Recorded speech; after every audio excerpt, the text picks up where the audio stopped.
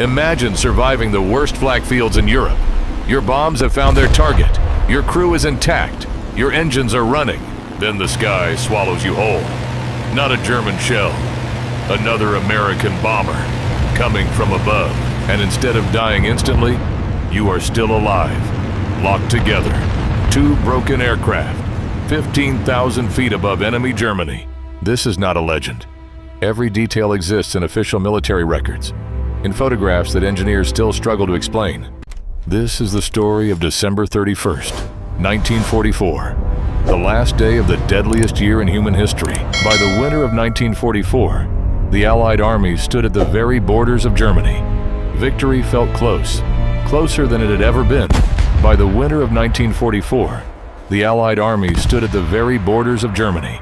Victory felt close, closer than it had ever been. To win this war, the Allies needed to strangle Germany from the inside, cut the oil, destroy the factories, and so the bombers kept flying. Number 3 is hit, badly. Flak, hundreds of radar-guided guns, capable of filling the sky with hot jagged metal in seconds. A tour of duty was 25 missions. The average bomber crew had less than a 1 in 3 chance of completing that tour alive. Hamburg was one of the most defended targets in all of Germany, its largest port. Its skies were not friendly to bombers. Glenn Rojohn was 22 years old, steady, unshakable. The kind of pilot who made the men around him believe things were going to be all right. He was from Greenville, Pennsylvania, a small town. When the war came, he went where young men with his skills were desperately needed. William Leek was his co-pilot. Together they had developed the wordless understanding that comes only from hours spent side by side in the sky. Joe Russo, ball turret gunner, a spherical compartment beneath the belly of the B-17. Barely large enough for one man. The Earth, 15,000 feet below, through scratched plexiglass. To do this mission after mission took something harder to define. The formation turned east over England. Oxygen masks, heated suits, guns tested, intercoms verified. Below them, the North Sea was gray and featureless. Ahead, invisible beyond the horizon, Germany waited. The closer they got to the target, the thicker the clouds became. Hamburg appeared below them as a sprawl of gray and brown through broken cloud cover. And with it came the flak. Anti-aircraft fire over a heavily defended target is almost impossible to describe. It is not like being shot at from below. It is like flying into a thunderstorm made of metal. Explosions all around, ahead, beside, above, below. The sound penetrates through the aircraft's skin. Rojohn held steady on the bomb run. Every instinct screamed to turn away. He held perfectly level, perfectly on course. The bombardier needed stillness to aim. The mission needed the bombs to hit. And so, the pilot held on.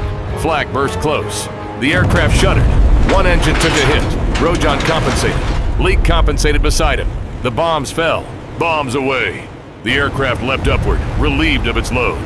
Rojohn began the turn for home. The worst, they believed, was behind them. 9 lives flying above had been struck. Its altitude was dropping. A collision was no longer possible. It was inevitable. 9 lives came down directly through the little skipper. The impact felt like everything hit at once. The upper turret destroyed instantly. 9 lives lost its tail.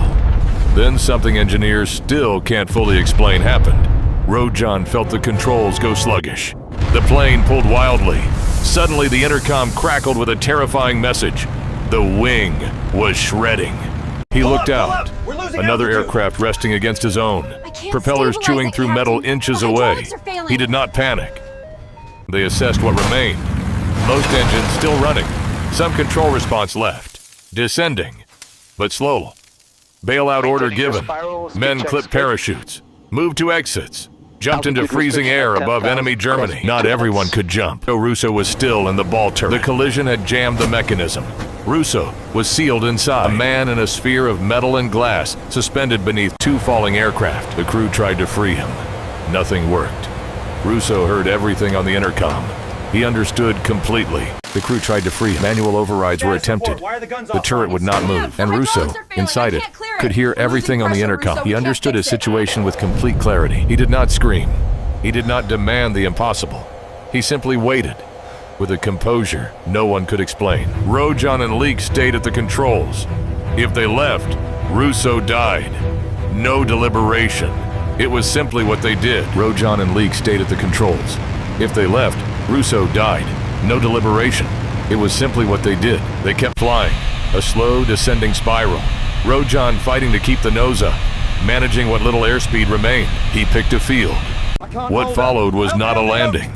It was a controlled falling, choosing the angle of impact. Two aircraft hit the German earth together.